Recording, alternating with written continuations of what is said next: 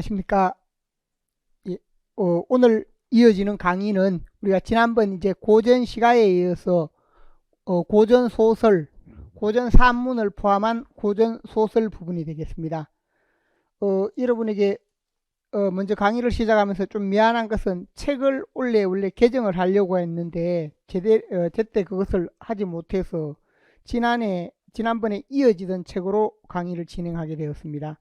그래서 미안하게 생각하는데 책에 대신에 포함될 내용이라든지 아니면 자료라든지 이런 부분은 다 따로 해서 제시가 되고 있기 때문에 그래서 여러분들이 책 보는 불편함은 있겠지만 자료 부분이라든지 이런 부분들은 다 이렇게 보충이 되고 보완이 되고 있습니다.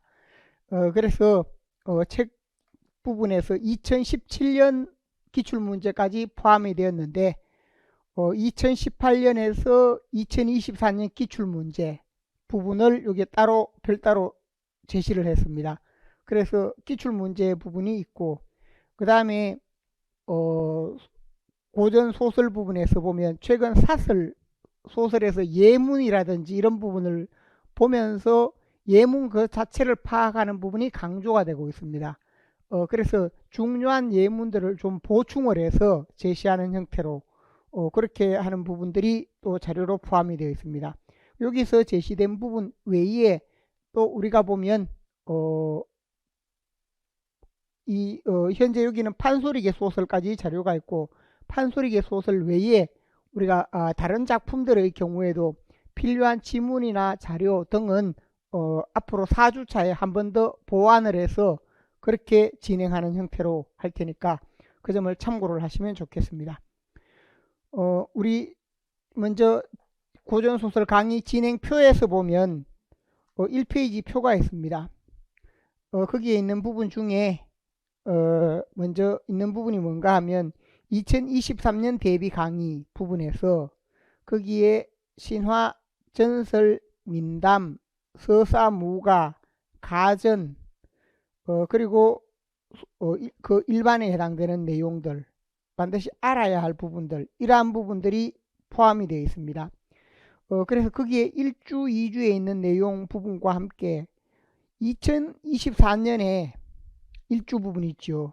2024년 1주 부분에 거기에 빠졌던 부분 중에 신화전설 민담 중에 우리가 보면 온달 부분이라든지 이런 경우에 느닷없이 시험에 나올 수 있습니다. 온달뿐만 아니고 우리가 조신설화라든지 그 다음에 아니면 구토지설이라든지 이런 부분들은 다 나름대로 중요한 부분에 해당됩니다. 그래서 그 부분은 2023년과 2024년에 각각 1주 강의에 2023년에 부족한 부분을 2024년에 다시 강의를 해서 제시를 해놨습니다.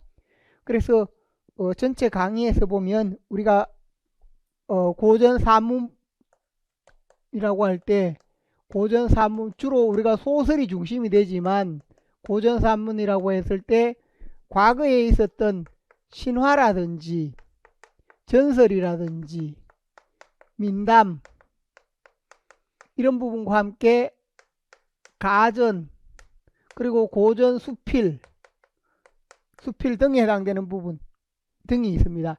이 부분이 대체로 보면 2023년 1, 2주 또 2024년 1주 이렇게 해서 강의가 제시가 되고 있습니다. 그래서 이 부분은 시험에 많이 나오지는 않지만 한 번씩 느닷없이 이 부분이 나오는 경우가 있고 또 이 부분이 뭐가 되느냐 하면 우리가 고전 소설이라고 할 때 신화 전설 민담이 고전 소설의 원형이 됩니다. 그래서 여기에 나타났던 다양한 모티프 이런 부분에 있던 모티프라든지 이 부분들이 뭐냐 하면 여기에 나오는 모티프가 우리가 고전 소설이다 라고 할 때 소설에서 이어지는 부분들이 많습니다. 그러한 의미에서 우리가 이 점을 생각을 할 수 있는데 신화전설 민담에서 이어지는 부분 소설로 이어진다 라고 할 때 어떤 요소가 어떻게 이어지는가 라는 것을 이해할 필요가 있습니다. 그래서 이 부분에 해당되는 내용을 미리 들을 필요가 있다 하는 점. 그래서 이 부분은 제가 2023, 2024 충실하게 그 하나하나 우리 책에 있는 내용을 다 강의를 해놨기 때문에 이것은 그래서 영상으로 진행을 하도록 합니다. 그래서 영상 강의로 진행하는 부분으로 하시면 되겠고, 그래서 이 부분을 듣고, 그 다음 두 번째는 2024년 부분에서 보면 1주, 2주, 3주 부분이 있습니다. 1주 부분에서 앞에서 영상으로 제시된 부분 외에 애정전기소설, 영웅소설, 환몽구조소설, 이런 소설 중에 다양한 유형이 있는데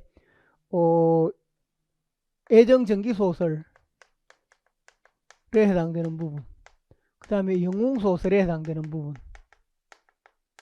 환몽구조소설에 해당되는 부분 등등이 있는데, 이러한 부분들은 2024년 역시 강의 부분을 통해서 듣도록 합니다. 왜냐하면 이 4주 만에 이걸 다 할 수가 없기 때문에 그래서 이 부분을 하도록 하고, 여기에 부분적으로 판소리계 소설도 포함이 되어 있는데, 우리가 실제 시험에서 보면 가장 중요한 두 줄기가 뭔가 하면 판소리계 소설 부분과 연암 박지원의 소설 부분입니다. 연암 박지원의 소설, 이 부분이 지금까지 시험에서 보면 가장 좀 중요한 두 갈래로 다루어졌다고 할 수 있습니다. 그래서 물론 다른 작품도 나오지만 대체로 판소리 계열의 소설, 연암 박지원의 소설, 이런 부분들이 큰 흐름에서 많이 다루어졌고, 이 부분 외에 이제 보면 영웅소설 부분, 이렇게 해서 대체로 이러한 세 가지 부분이 많이 다루어졌습니다. 그 외에 이제 애정전기소설, 이렇게 해서 여기에 다루었던 부분 중에서는 애정전기소설과 영웅소설, 그 다음에 판소리계 소설, 연암 박지원의 소설 등등이 있는데, 그래서 2025년에 이루어질 강의 부분에서는 앞에 제시가 되어 있듯이 기출문제 부분에서 잠깐 소개를 합니다. 기출문제 부분에 어떻게 활용해야 하는가.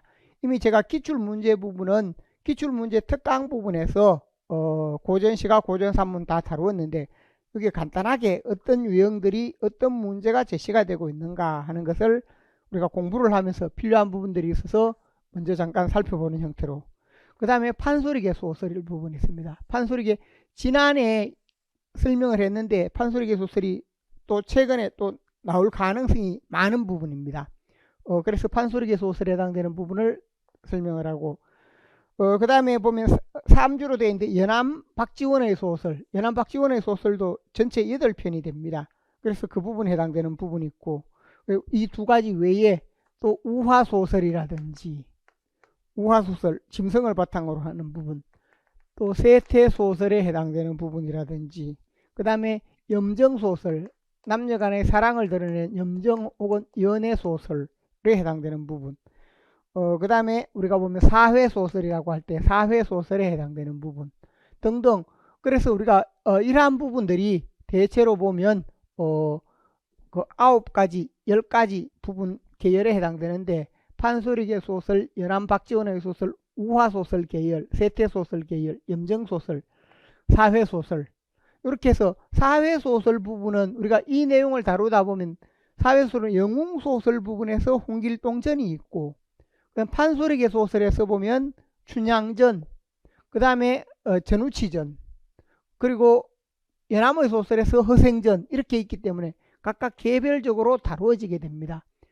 그래서 이렇게 하게 되면 우리가 전체적인 내용에서 필요한 부분을 다룰 수 있습니다. 그 외에 우리가 보면 그 외에 탈춤에 해당되는 부분이라든지 탈춤이나 인연극 이런 부분의 경우에도 가끔씩 나올 때가 있습니다. 그러니까 이런 탈춤이나 인연극 중에서도 좀 중요한 자료, 중요한 부분 등은 따로 우리가 이렇게 생각을 할 수 있습니다. 그래서 여기 마찬가지인데, 이렇게 제시되어 있는 부분, 앞에 있는 부분은 뭐냐, 전체 부분을 미리 제시를 해놨습니다. 여러분이 좀 들어야 될 내용이 많긴 하지만 그 중에 앞에 보면 2023년 강의, 요건 좀 빨리 지나가도 되는데 왜 이게 필요하냐라고 하면, 여러분이 제가 준 자료의 이쪽을 잠깐 보십시오. 자료 이쪽에 보면 뭐가 있는가 하면 고전소설 하위 유형이라고 해서 그 세부 내용이 있습니다. 세부 내용이 있어서 고전소설의 하위 유형 이렇게 돼 있죠.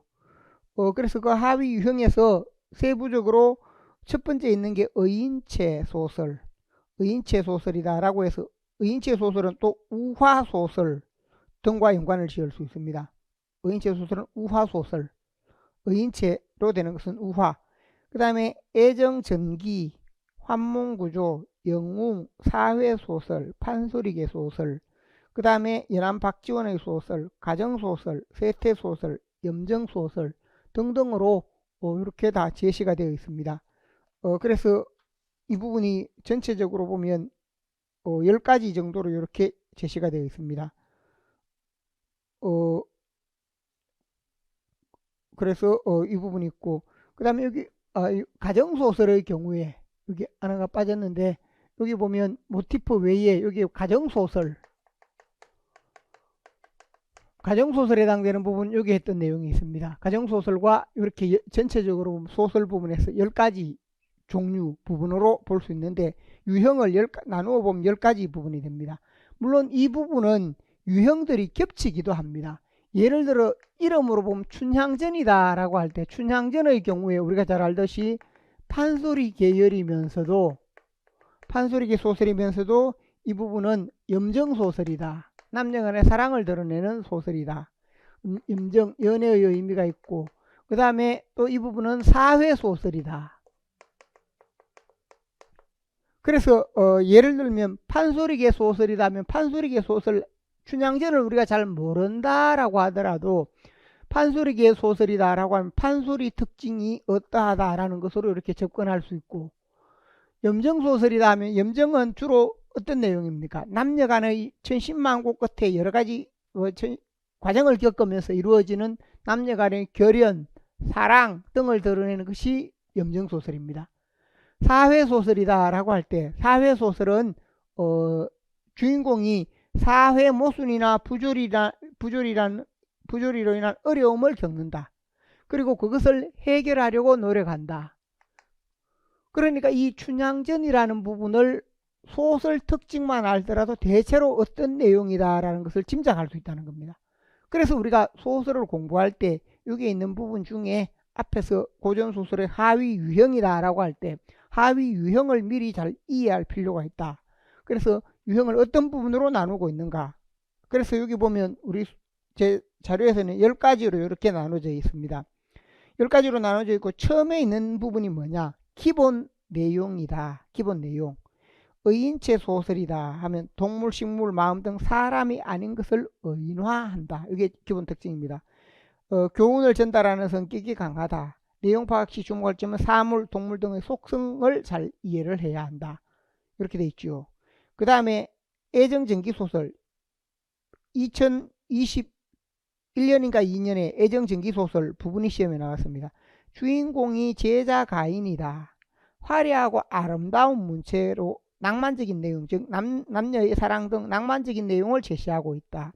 기이한 내용으로 되어 있다. 이게 애정전기소설의 특징입니다. 그래서 그때 문제에 보면 애정전기소설 하는 부분이 있었고, 예를 들어 환몽구조 하면 현실, 꿈, 현실로 이어진다. 이게 그 소설의 가장 기본이 해당됩니다. 이건 반드시 기억을 하고 있어야 어떤 소설이다 하면 어떻게 이어지는구나 하는 것을 알 수가 있습니다. 이 표에서 1차적으로 여러분 이건 좀 암기를 했으면 좋겠고, 두 번째는 오른편에 보면 주요 작품에 뭐가 있는가, 설화와 소설이 있습니다. 설화와 소설이 구분되어 있어서 이 설화가 바로 뭐가 되는가 하면 설화에서 소설로 이어진다. 앞에 제가 이야기했죠. 이런 다양한 설화들이 있다라고 하면 설화에 나타나는 이런 모티프들이 소설로 이어진다라고 할 때 그거 이어지는 관련이 있는 작품들을 제시를 해놨습니다.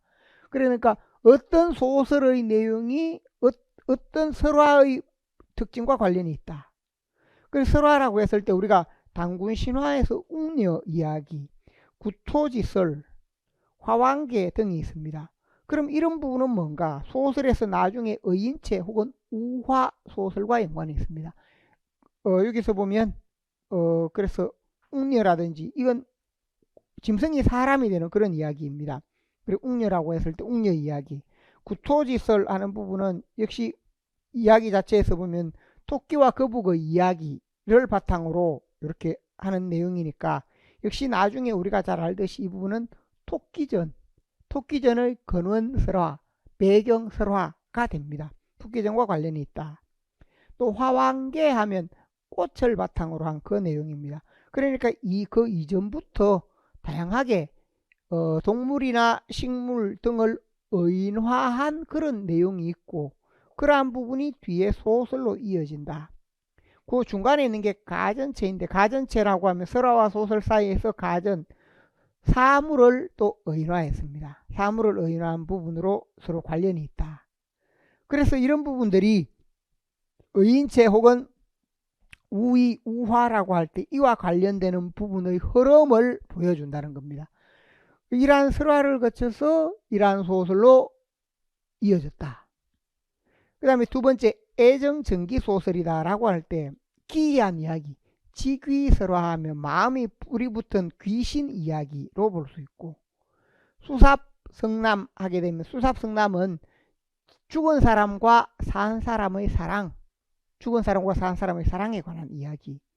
김현감호 하는 것도 역시 이 부분도 의인체와도 연관이 되고 또 기이한 이야기, 호랑이와 연관이 있죠. 호랑이 여인이 사람이 되려고 하는 것. 조신설화, 꿈과 관련이 있습니다. 현실, 꿈, 현실. 진해장터라든지 아니면 장자못 전설이라든지 달팽이 각시 등등 이러한 다양한 부분들이 설화에 해당되는데 그 설화가 나중에 뭘로 이어지는가? 기이한 의미를 지닌 소설 부분으로 이어진다라고 할 수 있습니다. 그래서 예를 들면 우리가 구몽이다라고 할 때 구몽은 뭐과 관련했습니까? 조신설화와 관련이 있다라고 설명할 수 있습니다. 또 이생규장전이나 만복사적포기 등은 수삽성남이라든지 김현감호 절에서 벌어지는 이야기다라고 할 때 만복사적포기와 관련이 있고 죽은 사람과 산 사람의 사랑이다 할 때 수삽성남과 관련이 있다는 겁니다. 그래서 제가 앞서 설화 부분을 들으라 라고 할 때 여기에 나오는 설화는 어떤 점에 초점 맞춰야 되는가? 이 부분이 나중에 소설로 이어지는데 그 소설로 이어질 때 어떤 모티프가 어떤 소설로 이어졌다. 어떤 모티프가 있는데 그게 그 시대에 어떤 의미였고 어떤 소설로 이어졌다라는 것을 제가 이런 부분에 다양하게 설명을 했습니다. 어떤 이야기인데 어떻게 이어진다. 그러니까 그 점을 잘 알고 있으면 우리가 여기서 설화에서 소설로 이어지는 흐름이 있구나. 이걸 잘 이해할 수 있다는 겁니다. 그래서 다른 부분 다 마찬가지로 그걸 미리 정리를 해놨습니다. 그래서 영웅소설 하면 영웅소설 그 이전에 당구신화나 주몽신화, 혁것의 신화 등에 있던 그런 부분 또는 아기장수 전설이나 지하국 도적 온달 이런 부분에도 다 뛰어난 영웅이 등장합니다. 영웅이 등장해서 영웅소설 중에 홍길동전으로 이어지기도 하고 또 홍길동전에서 역사영웅이다 임진록 박시전 등으로 이어지거나 또는 전우치전 최척전 김영철전 등으로 이어지거나 또는 창작영웅이라고 해서 유충열전 조웅전 그 다음에 금방울전 홍계월전 등등으로 여기 조웅전 다음에 소대성전인데 전자가 있고 소대성이 빠졌네요. 소대성전이나 금방울전 홍계월전 등등으로 이어진다 하는 점. 그 중에 보면 역사영웅이 임진록 박시전 임경업전 등이 있었는데 전우치전 아래 최척전 김영철전 최척 김영철 이건 중간적인 성향인데 여기도 실제 있었던 역사에 가까운 면도 있습니다. 역사에 가까운 면도 있는데 이 부분은 한문으로 되어 있고 또 영웅이라고 전쟁의 이야기는 있는데 인물 자체가 뛰어난 영웅은 아닙니다. 뛰어난 능력을 보여주는 인물은 아니다. 그래서 이렇게 조금 구분해 놨는데 실제로 보면 역사적인 이야기를 담고 있지만 그래서 넓은 의미로 전쟁을 담고 있으니까 예를 들면 임경업전이다 하면 임경업 자체가 뛰어난 능력을 지닌 장군입니다.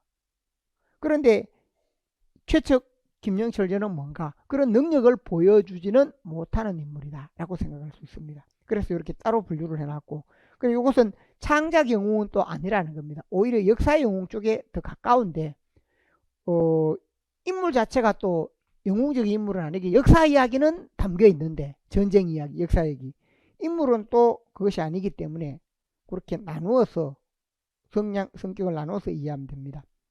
그래서 영웅소설이다 할 때 영웅의 일생 구조가 나타난다든지 영웅적 인물의 행위가 나타나거나 영웅의 일생 유형구조를 지닌 소설, 주인공이 뛰어난 능력을 지니고 있고 그래서 신성소설의 대표적인 유형이다 라고 설명을 하고 있습니다.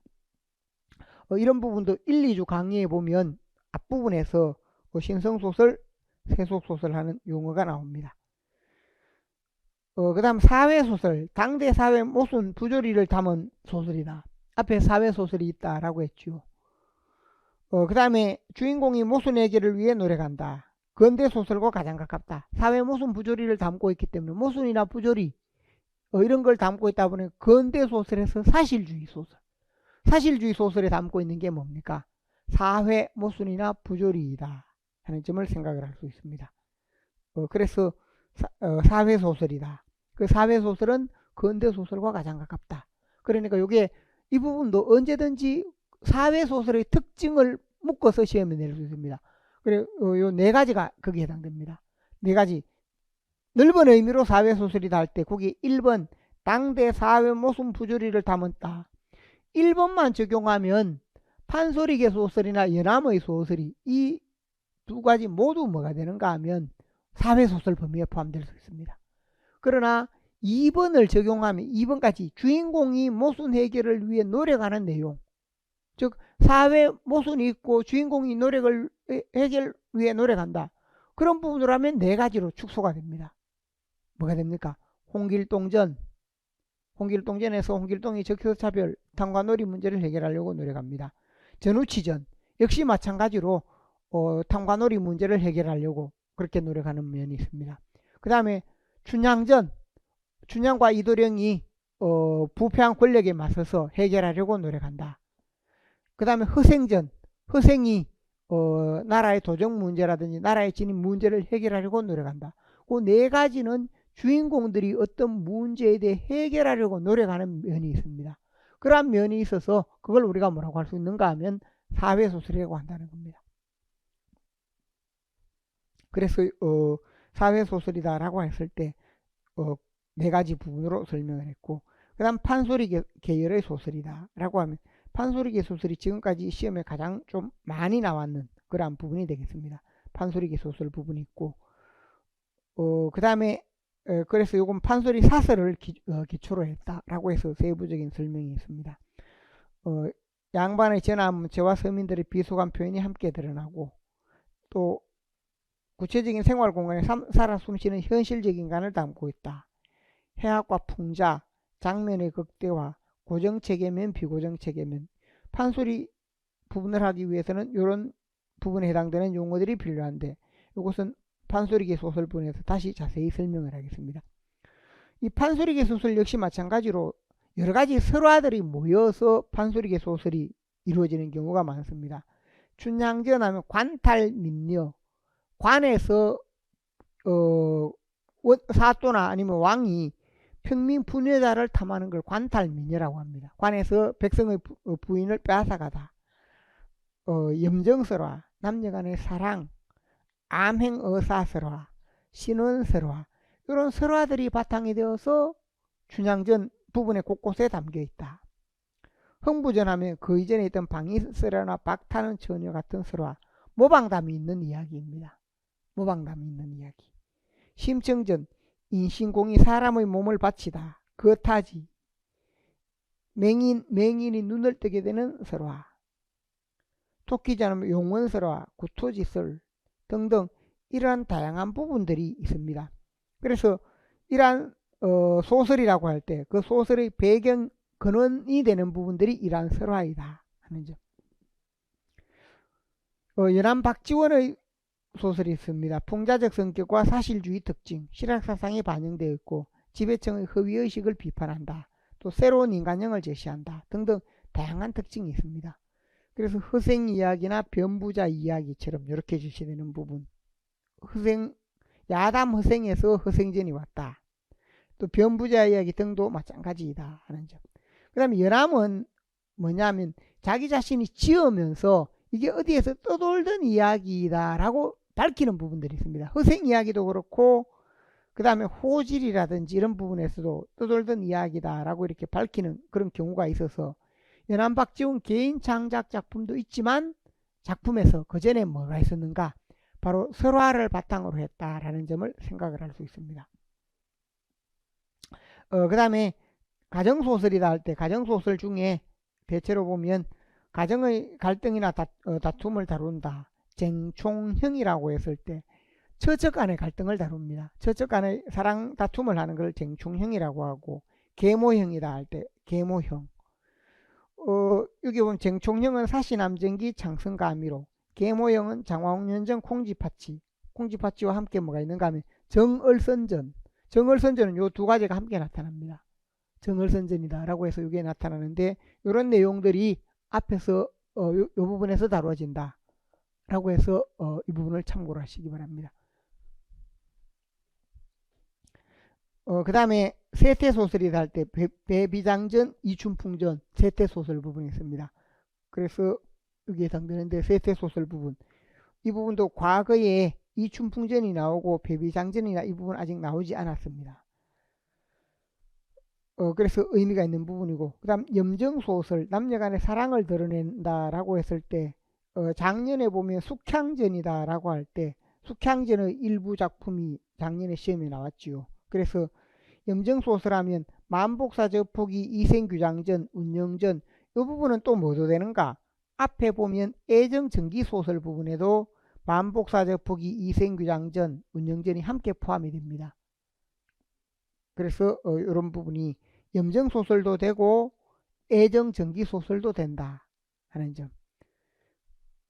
그리고 숙향전, 춘향전, 수경낭자전, 옥단춘전, 그리고 채봉감별곡까지 대체로 보면 남녀간의 소재를 사랑으로 했고 천생연분에 의한 사랑, 천생연분에 의한 사랑이 있기도 하고 만나자마자 서로 좋아서 눈이 맞는 그런 부분도 있고 또는 주인공의 선택에 의한 것.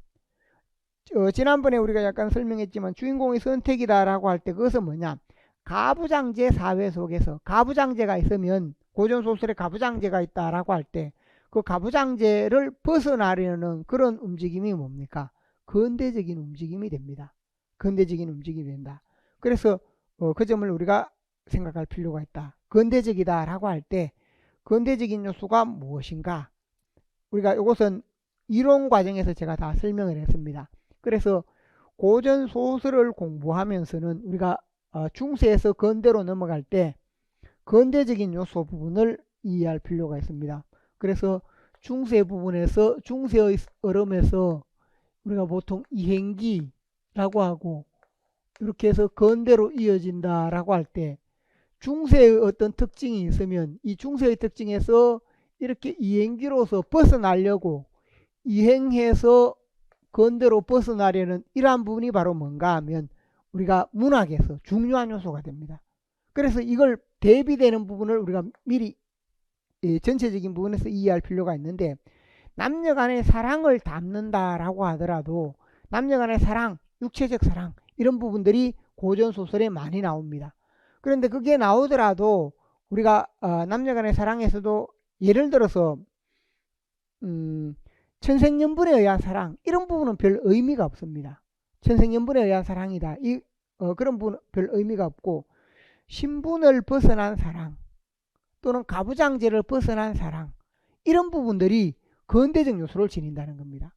그래서 여기서 중세적인 성향이다 할 때 이런 중세적인 성향을 이제 탈피하는 것, 이걸 탈피하게 되면 이게 바로 뭐냐 하면 역사의 발전이 됩니다. 그래서 우리가 예를 들면 여성의 태도에서도 우리가 시험에 가장 많이 나오는 물음 중에 하나가 가부장제에 속해 있는 여성, 규원가라든지 이런 여성은 어떻습니까? 그걸 벗어나지 못합니다. 근데 그걸 벗어나서 나타나는 여인들이다 라고 할 때 가부장제를 벗어나서 여인이 더 뛰어난 능력을 보여준다 라든지 그렇지 않으면 여인이 남성보다 더 능력이 뛰어나다 라든지 그런 부분들이 중요한 의미가 있는 부분이 됩니다. 그래서 우리가 중세다라고 할 때 우리가 보면 농경 중심에서 농경이 중심이 되었는데 이런 부분으로 오면 뭐냐? 상업에 해당되는 것. 상업에 해당되거나 아니면 일부 공업에 해당되는 부분도 포함이 되는데 상공업이 중심이 된다라고 할 때 이런 부분의 변화가 있습니다. 이 변화를 가장 잘 보여주는 부분, 상업에 의해서 성공을 거둔다. 돈을 많이 번다라는 것은 뭐냐면 주로 상업에 해당되는 부분으로. 그러니까 이런 작품으로 하면 우리가 심청전이라든지 또는 양반전이라든지 또는 허생전, 심청전, 양반전, 허생전 이런 부분에서 보면 뭐가 되는가 하면 심청전에 어디에서 이게 나타난다고 했습니까? 심청전의 상업적인 부분, 심청전을 읽으면서 우리가 가장 주목해야 할 부분 중에 하나가 심청전에 나타나는 근대적 요소가 뭐냐? 어떤 부분이 있는 것 같습니까? 근대적 요소.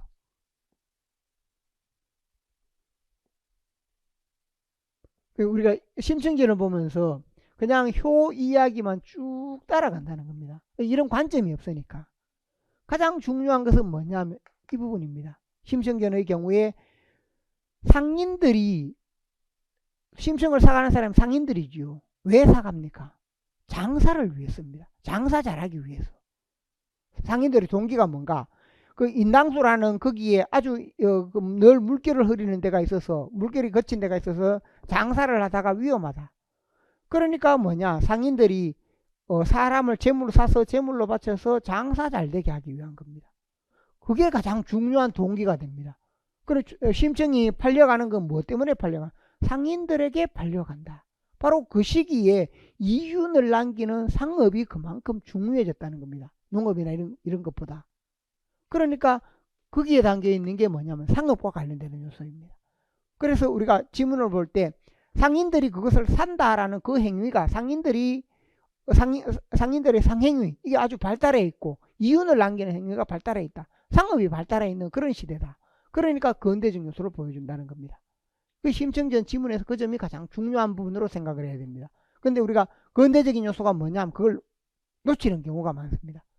그 다음에 양반전에서 그 양반을 사려고 하는 사람도 뭐냐? 상업으로 성공을 이룬 부자다. 상업으로 일차적으로 성공을 이루는 부분에다가 거기에다 양반까지 살려고 한다. 신분제 변동까지 함께 드러납니다. 그게 뭐냐? 아주 근대적 요소에 해당됩니다. 허생전에서 보면 허생전에서도 역시 뭡니까? 상업을 통해 돈을 벌어들입니다. 또 상업을 통해 돈을 벌어들이는 뿐만 아니고 또 뭐가 있습니까? 그 변부자라는 인물은 이미 상업을 통해서 신분 상승에 있는 그런 인물입니다. 변부자와 같은 경우.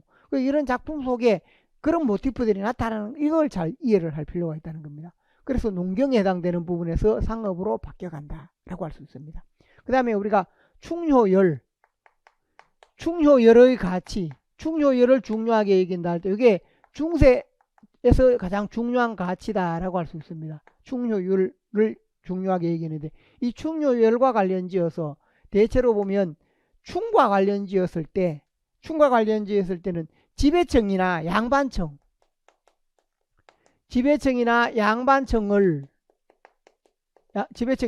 있을 때 그것을 비판하거나 조롱을 한다. 지배청이나 양반청을 비판하거나 조롱하는 이런 부분은 뭔가? 충효열이 있던 엄격하던 이 시대에는 있을 수 없는 겁니다. 그러니까 지배청이나 양반청을 비판하고 조롱하는 부분. 이게 조금 더 나아가면 뭐냐 하면 이 부분에서 한 걸음 더 나아가면 왕의 무능에 대해서 비판하는 것. 왕의 무능을 비판한다. 단순히 양반청뿐만 아니라 왕의 무능을 풍자하는 그런 부분으로 나아가게 되는데 그런 부분이 뭐냐 하면 토끼전과 같은 경우 토끼전 용왕의 어리석음을 비판한다든지 혹은 일부 전우치전 부분에서도 첫 부분에 보면 이런 내용이 있다는 겁니다. 그러니까 그 작품 속에서도 단순히 지배청을 비판하는 것 이런 부분들은 많습니다. 지배청이 양반이 뭔가 잘못된 행동을 한다든지 라고 할 때 그 춘향전이라든지 이런 부분도 그렇고 우리가 예를 들면 양반전도 그렇고 단순 양반을 비판하다가 왕의 무능까지를 비판하는 그런 부분으로까지 나아간다 하는 점 그러한 부분이 있고 그 다음에 효의 경우에도 효를 중요하게 여기는데 효의 경우에도 우리가 보면 효라고 할 때 효는 우리가 심청전의 경우 주로 이렇게 보면 효라고 하지만 또 한편으로 보면 효의 허구성, 효가 잘못됐다는 것이 아니라 효의 허구성이다 라고 할 때 심청전에서 보면 뭐냐, 이본에 따라 다르지만 그 신봉사가 딸이 죽어서 바친 그 재물로 어떻게 합니까? 좀 흥청망청 서버리죠.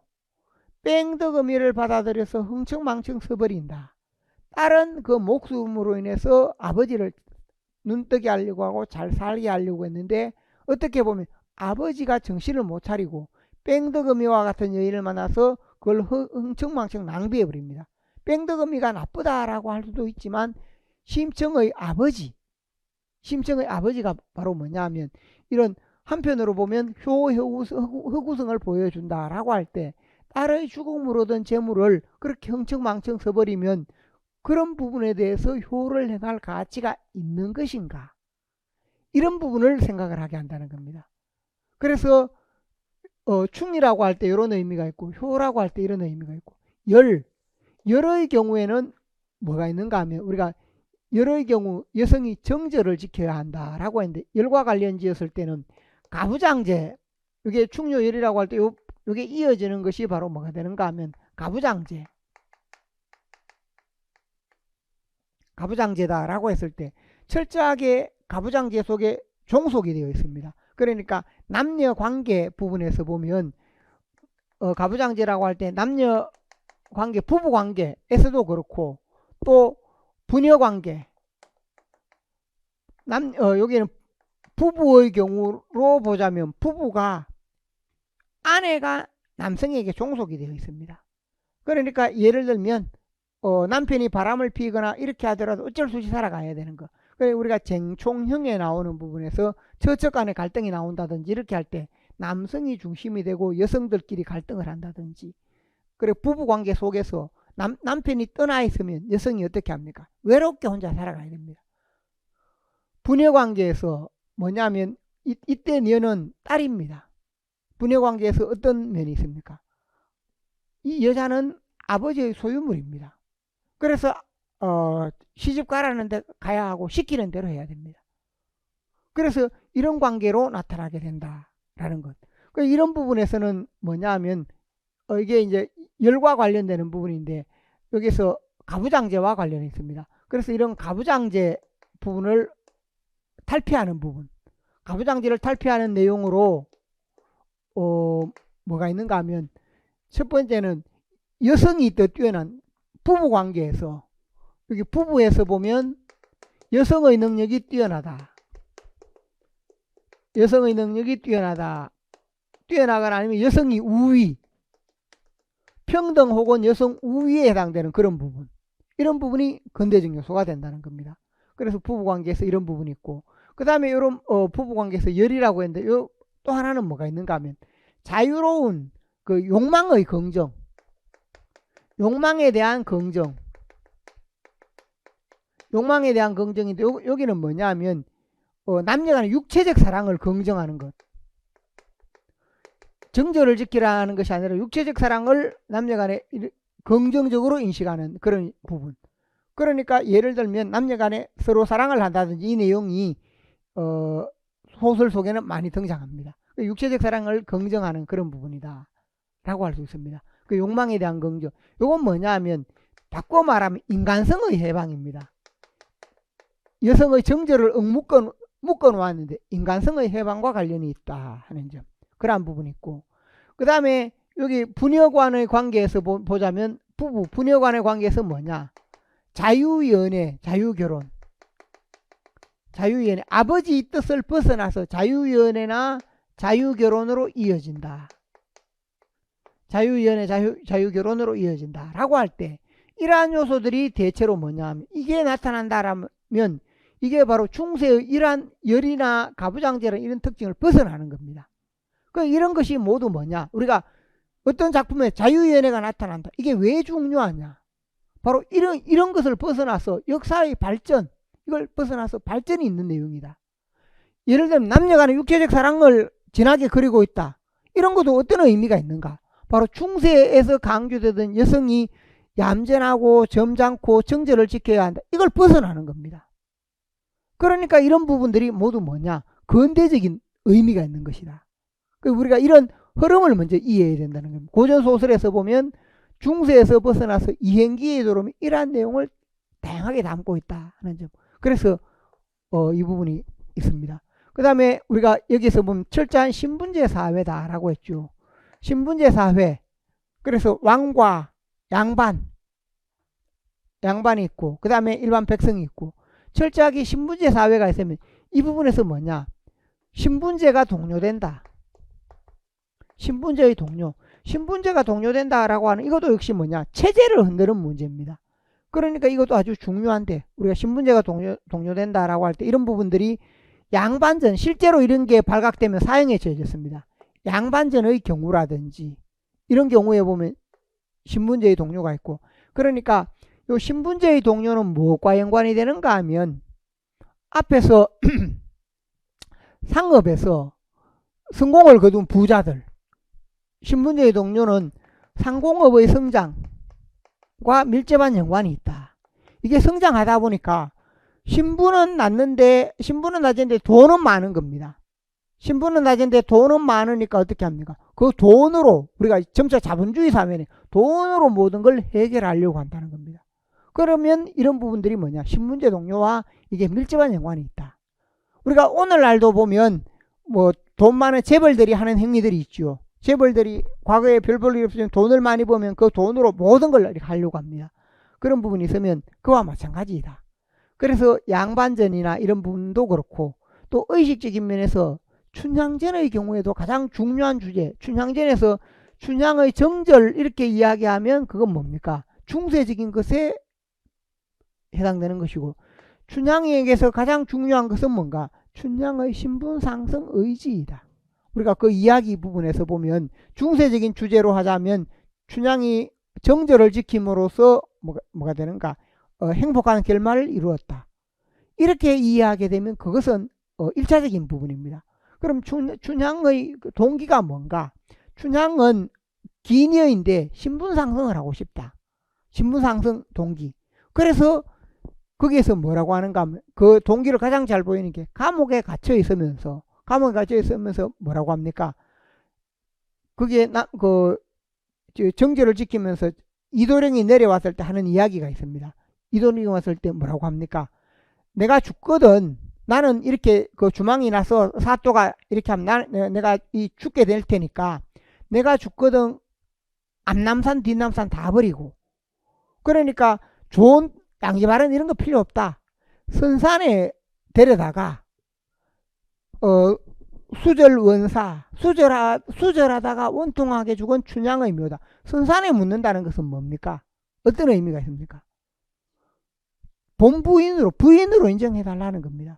내가 이렇게 죽더라도 부인으로 인정을 해서 수절하다가 원통하게 죽은 춘향의 묘이다. 그러니까 같이 묻어달라 하면 춘향의 그 선산에 묻히면 나중에 거기에 같이 묻힐 것이고, 그렇게 되면 뭐냐? 자기가 죽어서라도 신분 상승하겠다는 그런 의지가 있습니다. 그래서 신분 상승의 의지, 이 부분이 중요하다. 신분제의 동료. 그래 다양한 작품에서 양반을 사고 판다든지 혹은 상공업 성장해서 누가 부자가 되어 나타난다든지 이런 부분. 그러니까 우리가 흥부전의 경우에도 흥부, 놀부는 물론 형제로 나오지만 흥부는 뭔가? 그 작품에서도 뭐 흥부는 원래 좀 신분이 양반이었는데 양반이었던 사람이 몰락했다고 봅니다.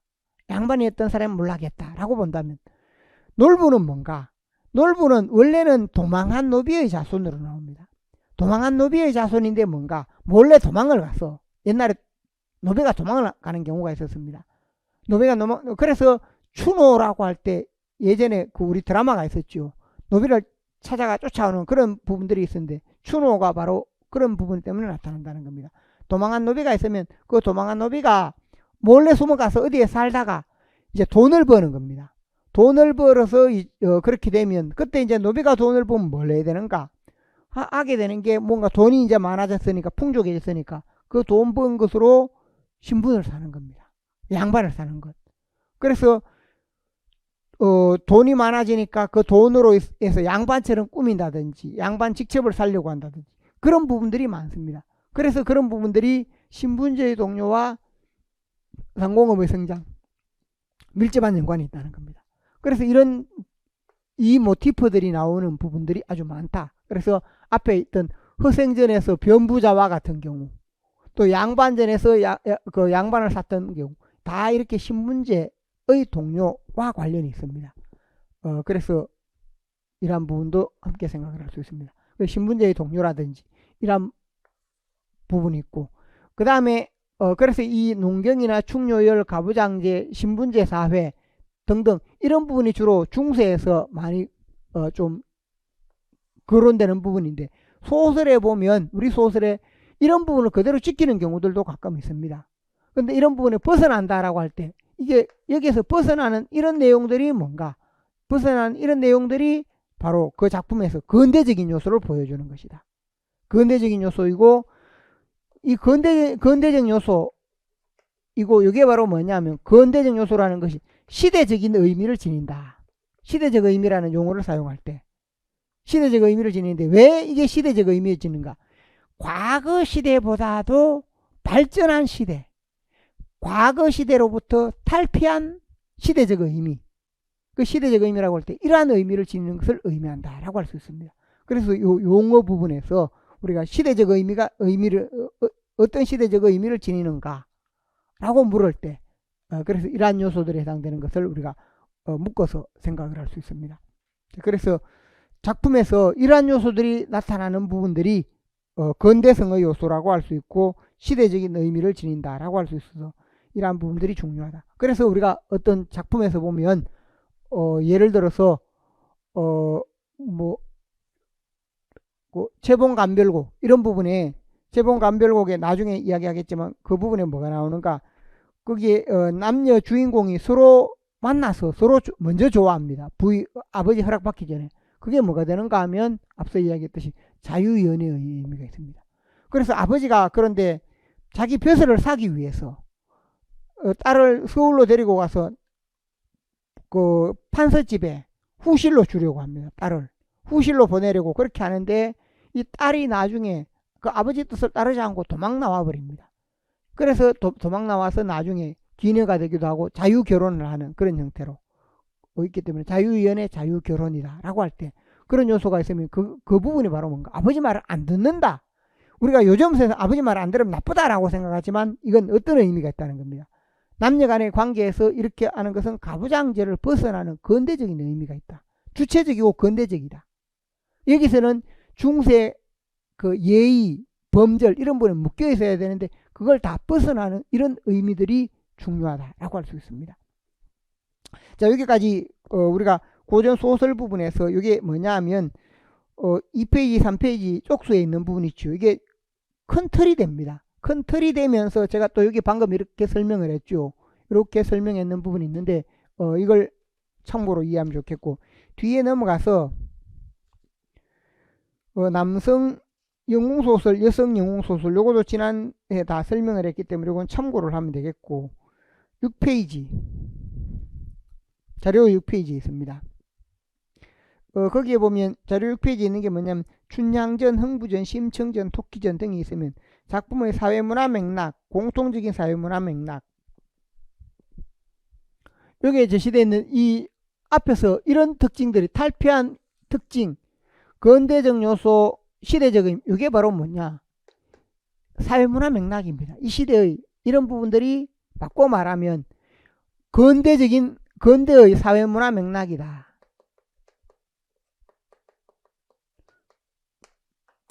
이런 부분들. 그러니까 이게 공통적이다. 춘향전에 임병양난 이후 사회현실의 변화를 반영했는데 민중의 지배층 비판과 불신. 그러니까 신분제 면에서 이제 민중이 주체가 되어서 신분제가 동료되면서 민중이 이제 주체가 되는 부분이 있습니다. 그래서 여기에서 민중이 신분제가 되면서 이제 점차 신분제에서 벗어나니까 민중이라든지 시민계급, 신분제를 벗어나게 되면 이런 내용도 있지만 뭐냐면 민중이나 혹은 원래는 자본주의 시민이라고 합니다. 시민이 주체가 되어서 민중이 시민이 주체가 되어서 뭘 비판하는가? 양반을 비판한다라고 할 때 이 관점에서 이걸 비판하는 겁니다. 이런 관점에서 이것을 비판한다. 민중이 주체가 되어 있다. 그래서 중세 가부장제, 신분제, 중세윤리를 비판한다. 충효윤리를 비판한다. 민중의 삶을 사실적으로 드러낸다. 상공업 및 화폐경제, 민중의식, 민중이 문화의 담당청으로 대두했다. 민중이 문화의 담당청으로 대두하는 것도 다 신분제를 벗어나기 때문입니다. 춘향전의 신분제의 동료, 탐관오리의 수탈과 착취가 있으면 거기에 대해 저항하는 겁니다. 불의한 지배층에 대한 서민의 항거, 탐관오리의 수탈과 착취, 지배층을 비판하는 겁니다. 탐관오리의 수탈과 착취를 비판하는 것이다. 거기에 대해 항거한다. 민중의 의식 성장이 나타난다. 부패한 권력, 잘못된 권력을 무너뜨리자. 그러니 춘향전의 이 오른편에 있는 공통적인 부분에 의해 춘향전은 이런 요소가 강조가 되고 있다. 흥부전, 새로운 계층의 등장, 신분제가 동요된다는 겁니다. 놀부와 같은 인물을 말합니다. 경제적 물질적 가치, 앞에 이런 부분보다 여기에 충요열 가치보다 여기 강조되는 가치는 뭔가, 이런 부분에서 상공업에서 강조된다 할 때 여기는 경제적인 자본주의, 그런데는 자본주의, 돈, 자본주의와 관련되니까 경제적 물질적 가치가 중요시된다. 경제적 물질적인 것이 중요시된다. 그래서 흥부전 부분에서 돈을 중요하게 여긴다. 형정한 우애는 뭐냐? 우애는 여기에 해당됩니다. 돈을 더 중요하게 여기기 때문에 갈등이 발생합니다. 그 다음에 유교윤리 붕괴. 유교윤리가 붕괴되고 있다. 바로 우애. 이게 붕괴되고 돈이 중요하다. 송사 및 사회기강의 문란. 이런 부분은 일부가 나타나는데 흥부가 잘못도 없는데 매를 맞는 그런 장면이 있습니다. 또 빈부의 계급 갈등. 이 작품에서 보면 빈부의 계급 갈등. 형제 간의 갈등이지만 가난한 자와 부자의 갈등으로도 볼 수 있습니다. 그 다음에 선한 자가 피해를 보는 사회적 영리 현상이다. 선한 자가 피해를 본다. 그럼 심층전에 보면 상공업의 발달, 심층을 매매하는 겁니다. 왜? 이윤을 남기기 위해서. 심층을 공양미 300석이라고 하면 그때 공양미 300석은 많습니다. 그걸 어떻게 합니까? 심층을 돈을 주고 심층을 사는 거죠. 그렇게 하면 그것보다 더 많은 이윤을 남길 수 있다는 겁니다. 그러니까 철저하게 상공업의 논리가 작용하고 있고, 불교에 대해서 비판하는 부분. 불교가 어떻게 보면 혹세무민하는 것이다. 눈을 뜨게 해주는 장면이 없습니다. 그 스님이 그런 면으로 생각할 수 있다. 민중의 의식 상정, 의식 반영. 즉 심층은 신분 상승하고 부귀에 이릅니다. 가난하고 신분이 낮았는데 왕비가 되어 부귀하게 된다. 그런 부분에서는 뭐냐? 신분 상승 의지, 민중의 의식, 신분 상승하고 싶다. 토끼전에는 왕권이 약화되어 있다. 왕권이 약화되어 있고 유교적 권위주의, 타락, 신하들이 좀 충의 의식을 제대로 지니지 못하고 있다. 왕은 무능하고 신하들은 뭐냐? 충을 행하지 않고 자기 이익만 추구한다. 또 당쟁이 심하다. 지배층이 또 수탈 횡포를 하니까, 수탈과 횡포하면 양반층에 대한 비판의 의미입니다. 지배층이 수탈하고 수탈하는 모습을 보여주고 있다. 그럼 그거 드러내는 것 자체가 뭐냐? 바로 지배층의 수탈과 횡포에 대해서 비판하는 의미가 있습니다. 그 다음에 수탈로 인해 민중들이 좀 힘들게 살고 있다. 이것도 역시 마찬가지로 지배층에 대해 비판하는 겁니다. 큰 틀에서 이런 게 바로 뭐냐? 이와 관련되는 의미가 있는 부분이다. 이런 것 작품에서 이 요소들을 중심으로 봐야 된다는 겁니다. 아래 연암소설, 앞으로 이어질 연암소설 부분인데 연암소설은 마찬가지이다. 양반전, 허생전, 호질 등이 있으면 공통적인 내용으로 인병양난 이후 혼란한 사회 현실, 지배층의 허위에 대한 비판, 양반의 허위, 실학사상 등이 바탕이 되어 있고, 양반전에 보면 양반의 무의도식을 비판하는 게 있습니다. 아내가 말로서 양반이라고 하더니 아무것도 못한다라고 하면서 신분지의 동료, 경제적 성공을 거둔 새로운 계급, 바로 부자 상인, 상공의 발달, 부자가 상인으로 나옵니다. 양반의 형식주의, 양반의 민중에 대한 수탈을 비판, 이것도 양반에 대한 비판의 의미가 나타나 있다. 허생전의 양반의 무의도식, 국내외 교육이 되지 않는 현실을 비판하고 국내외 교육을 강조한다. 상업을 통한 교육을 강조하는 겁니다. 상업이 중요하다. 상업을 통한 교육을 강조하는 부분으로 설명을 할 수 있습니다.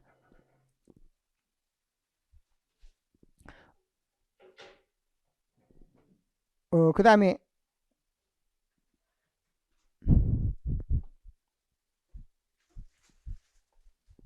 여기 자료. 제가 아까 이걸 잘못 줬네요. 이걸 적어야 되는데. 그렇게.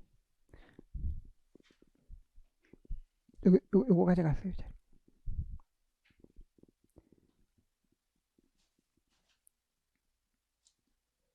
그래서 이 부분이 있고, 그 다음에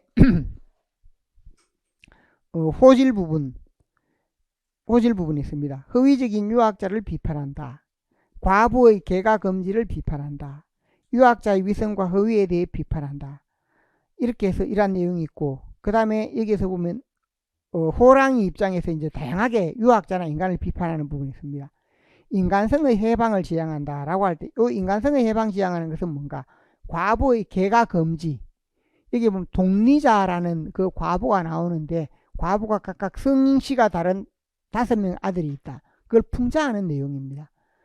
그런 부분으로 설명할 수 있는데, 인간성의 해방을 지향한다 라고 해서 이러한 부분들이 바로 뭐과 관련이 있는가 하면 고전소설 부분에서 여기 있는 특징들과 연관이 있다. 그래서 우리가 고전소설을 이해할 때는 가장 먼저 첫 번째 오늘 했는 부분으로 설화에서 소설로 이어지는 흐름이 있습니다. 설화에서 소설로 이어지는 이 흐름, 모티프. 그래서 어떤 소설이다 라고 할 때 어떤 소설이 어떻게 이어지는가, 이 흐름을 가장 먼저 잘 이해를 해야 한다 하는 점. 그 다음에 소설 부분을 제가 여기 10가지 유형으로 나누어서 우리 자료에 그게 있었습니다. 그래서 10가지 유형으로 나눠서 제시했는데 그 부분에 해당되는 특징을 이해하는 것. 역시 2페이지, 3페이지 표에 있던 내용입니다. 그 특징을 이해하는 것. 그 다음에 세 번째는 여기에서 우리가 중세에서 근대로 넘어갈 때 중세의 이러한 특징이 있었기 때문에 이걸 벗어나는 의미로서의 이것. 이게 바로 뭐냐? 춘향전 판소리계 소설이라고 할 때도 항상 우리가 머릿속에 이걸 생각을 하고 있어야 됩니다. 연암의 소설을 공부할 때도 항상 이걸 생각을 하고 있어야 됩니다. 그럼 이런 부분들이 뭐가 되는가? 근대적 요소이면서 시대적 의미이면서 또 뭐냐? 사회문화 맥락이 뭐냐라고 할 때 이런 걸 찾는 게 아니고 이런 부분으로서 이런 부분이 시대 변화의 의미가 있어서 그 시대 변화는 뭐라고 했습니까? 우리 역사가 발전해 가는 것이다. 역사가 이 부분에 머물러 있다가 역사가 이런 부분으로 발전해 가는 것이다 라는 의미가 있다는 겁니다. 그래서 이런 관점을 잘 지니고 우리가 고전소설 지문을 보고 하면서 이런 요소가 어떻게 나타나는구나. 그래서 이런 요소가 있을 때 이런 요소가 어떤 의미를 지니는구나. 이걸 잘 이해할 수 있다는 겁니다. 이걸 잘 파악을 해야 우리가 그 고전소설을 볼 때 예문을 읽으면서 그 예문에 담겨 있는 의미들을 잘 읽어낼 수 있다라고 할 수 있습니다. 자, 여기서 전반에 해당되는 것을 먼저 설명을 했고, 그 다음에 강의 부분은 제가 거기에 보면 아래 제시를 해놨는데, 처음에 있는 부분이 이제 기출문제 관련 부분이 있습니다. 오늘 이어지는 부분 기출문제 관련 설명, 이걸 아직 하진 않았는데, 뒤에 부분에 보면 우리 자료 부분에 기출문제와 관련되는 부분이 있습니다.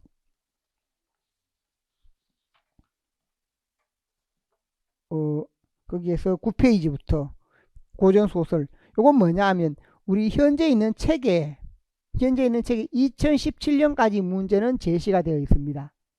2017년까지 문제는 제시가 되어 있는데 여기 있는 부분 중에 2018년 문제부터는 제시가 되지 않았습니다. 그래서 2018년부터 2024년까지 이걸 별도로 이렇게 제시를 해 놓은 것이다 하는 점을 참고를 하시고, 그 다음 그 뒤에 있는 부분은 소설 지문 중에 조금 부족한 부분이 있어서 우리 책에도 지문이 다 있지만 지문 중에 우리가 시험에 낼 수 있는 부분들이 따로 있습니다. 그래서 읽으면서 어떤 부분이 중요하다라고 할 때 그 중요하다 중요하지 않다 관점이 뭐냐, 이런 부분이라는 겁니다. 지문에서 이런 관점들이 어떻게 나타나 있는가, 나타나 있지 않는가, 이런 부분들을 잘 생각을 할 수 있습니다. 자, 여기까지 하고 잠시 쉬었다가 그 다음에 고전소설 문제를 잠깐 살펴보고 그리고 판소리계 소설에 대해서 설명을 하도록 하겠습니다. 예, 잠시 쉬었다 합시다.